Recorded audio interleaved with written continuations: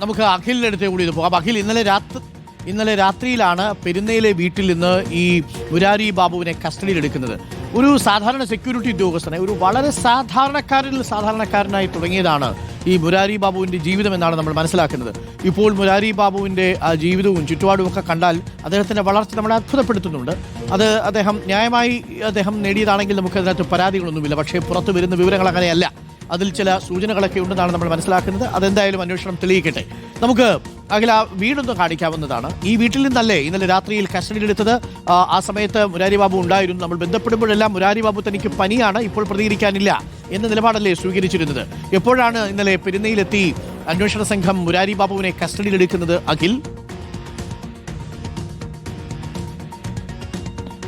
Doctor Arunkumar, ഇന്നലെ രാത്രി 10:00 ഈ കാണുന്ന പെരുന്നയിലെ ഇദ്ദേഹത്തിന്റെ വീട്ടിൽ വെച്ചാണ് ഇന്നലെ ഇത് മുരാരി ബാബുവിനെ കസ്റ്റഡിയിൽ എടുത്ത് കൊണ്ടുപോയതെന്നാണ് മനസ്സിലാക്കുന്നത്. ആ സമയത്തൊക്കെ തന്നെ ഈ അയൽവാസികളായ ആളുകൾക്ക് പോലും, അതായത് സാധാരണ രീതിയിൽ ഒരു കാറ് വരുന്നു, ഒരാൾ മുരാരി ബാബുവിനെ കൂട്ടിക്കൊണ്ടുപോകുന്നതിനപ്പുറത്തേക്ക് യാതൊരു വിവരങ്ങളും ഈ ഇത്തരത്തിൽ അന്വേഷണ സംഘമാണോ എന്നോ അത്തരത്തിലൊരു വിവരങ്ങളും ഉദ്യോഗസ്ഥർക്ക് ഉണ്ടായിരുന്നില്ല എന്നുള്ളത് തന്നെയാണ്. ഈ ഒരു പ്രധാനപ്പെട്ട SIT കൃത്യമായി തന്നെ അന്വേഷണം മുരാരി ബാബു പല ഘട്ടത്തിലും കസ്റ്റഡിയിൽ എടുക്കുമെന്ന വിവരങ്ങളുണ്ടായിരുന്നു. പക്ഷേ നമ്മൾ ആവർത്തിച്ച് ഇദ്ദേഹത്തിന്റെ പ്രതികരണം തിരക്കിയിരുന്നു. അപ്പോഴൊന്നും ഇതിൽ കൂടുതൽ പ്രതികരിക്കാനൊന്നുമില്ല എന്നൊരു നിലപാട് തന്നെയാണ് അദ്ദേഹം തുടരുകയും ചെയ്യുന്നത്. നമുക്കറിയാം, ഈ ഒരു കേസ്, അതായത് ശബരിമലയിലെ ഈ ഒരു സ്വർണ്ണക്കൊള്ളയിൽ മാത്രമല്ല എന്നുള്ളതാണ്, നിരവധിയായ ആരോപണങ്ങൾ മുരാരി ബാബുവിനെതിരെ ഉന്നയിക്കപ്പെട്ടിട്ടുണ്ടെന്നാണ് വൈക്കം ക്ഷേത്രത്തിൽ ഉദ്യോഗസ്ഥനായിരുന്ന സമയത്തുള്ളപ്പോൾ. അതുപോലെ തന്നെ കോട്ടയം ഏറ്റുമാനൂർ ക്ഷേത്രത്തിലെ ഇദ്ദേഹം അവിടെ ഒരു ദേവസ്വം ബോർഡിന്റെ ജീവനക്കാരനായി നിന്നിരുന്ന കാലത്തൊക്കെ തന്നെ ഇദ്ദേഹത്തിനെതിരെ നിരവധിയായ ആരോപണങ്ങൾ ഉന്നയിക്കുന്നതിൽ വിജിലൻസിന്റെ റിപ്പോർട്ട് അടക്കം, ഏറ്റുമാനൂർ ക്ഷേത്രത്തിൽ ഒരു വിജിലൻസിന്റെ റിപ്പോർട്ട് അടക്കം ഇദ്ദേഹത്തിനെതിരെ ഉണ്ടായിരുന്നു എന്നുള്ളത് തന്നെയാണ് ഏറ്റവും പ്രധാനപ്പെട്ട കാര്യം എന്ന് പറഞ്ഞാൽ. എന്നാൽ രാത്രിയിലാണ് ഇത്തരത്തിൽ ആരും കൃത്യമായ ഒരു വിവരവും, അതായത് പോലീസിൽ പോലും, അതായത് ലോക്കൽ പോലീസിനെ പോലും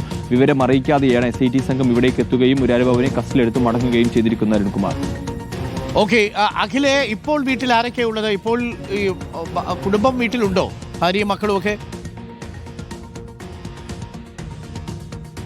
ഡോക്ടർ അരുൺകുമാർ, കുടുംബം വീട്ടിലുണ്ട് എന്നുള്ളത് തന്നെയാണ് നമുക്ക് മനസ്സിലാക്കാൻ സാധിക്കുന്നത്. അല്പസമയം മുമ്പ് നമ്മൾ മകൻ വീടിനുള്ളിലേക്ക് കയറി പോകുന്നത് കണ്ടിരുന്നു. കുടുംബമൊക്കെ വീട്ടിലുണ്ട്. വീട് പൂർണ്ണമായും പൂട്ടി പോയിരിക്കുകയല്ല എന്നുള്ളതാണ്, അടച്ചിട്ടിരിക്കുകയാണ്, മുൻവാതിൽ അടച്ചു കിടക്കുകയാണ്. പക്ഷേ ഈ കുടുംബാംഗങ്ങൾ വീട്ടിനുള്ളിൽ ഉണ്ട് എന്നുള്ളത് തന്നെയാണ് മനസ്സിലാക്കാൻ സാധിക്കുന്നത്. ഇന്നലെ ഇത്തരത്തിൽ പോലീസ് കസ്റ്റഡി എടുക്കുന്ന സമയത്ത് ഇവിടെയുള്ള മുൻ കരയോഗത്തിന്റെ ഭാരവാഹികൾ അടക്കമുള്ള ചില ആളുകൾ തിരുവനന്തപുരത്തേക്ക് പോയിട്ടുണ്ട് എന്നൊരു വിവരം കൂടി ഉണ്ട് എന്നുള്ളതാണ്. പക്ഷേ ഈ കുടുംബാംഗങ്ങൾ ആരും പോയിട്ടില്ല എന്നാണ് മനസ്സിലാക്കുന്നത്. കാരണം അല്പസമയം മുമ്പ് നമ്മളിവിടെ നിൽക്കുമ്പോൾ മകൻ വീടിനുള്ളിലേക്ക് പോകുന്നത് കണ്ടിരുന്നു എന്നുള്ളതാണ്. എന്തായാലും മറ്റ് ഇപ്പോൾ കഴിഞ്ഞ ദിവസങ്ങളൊക്കെ തന്നെ ആണെങ്കിൽ പോലും ഇദ്ദേഹം പുറത്തേക്ക് ഇറങ്ങിയില്ല. മുരാരി ബാബു പുറത്തേക്ക് വരുന്നുണ്ടായിരുന്നില്ല എങ്കിൽ പോലും കുടുംബാംഗങ്ങൾ പുറത്തേക്ക് പോവുകയും ക്ഷേത്രത്തിലേക്ക് മറ്റു പോകുന്നതും മറ്റു കാര്യങ്ങൾക്കായൊക്കെ പുറത്തേക്ക് പോകുന്ന സാഹചര്യങ്ങളൊക്കെ ഉണ്ടായിരുന്നു. പക്ഷേ കുറേ ദിവസങ്ങളായി മുരാരി ബാബുവിനെ ഈ അയൽവാസികളായ പോലും കണ്ടിരുന്നില്ല എന്നുള്ളതാണ് പറയുന്നത്. വീട്ടിനുള്ളിൽ ഉണ്ടായിരുന്നു, പക്ഷേ പുറത്തേക്ക് ഇറങ്ങുകയോ മറ്റുള്ളവർ കാണുകയൊന്നും ചെയ്തിട്ടില്ല എന്നാണ്. ചുറ്റുപാടുമൊക്കെ സാമാന്യം മെച്ചപ്പെട്ട നിലയിലാണ് മുരാരി ബാബുവിൻ്റേത്.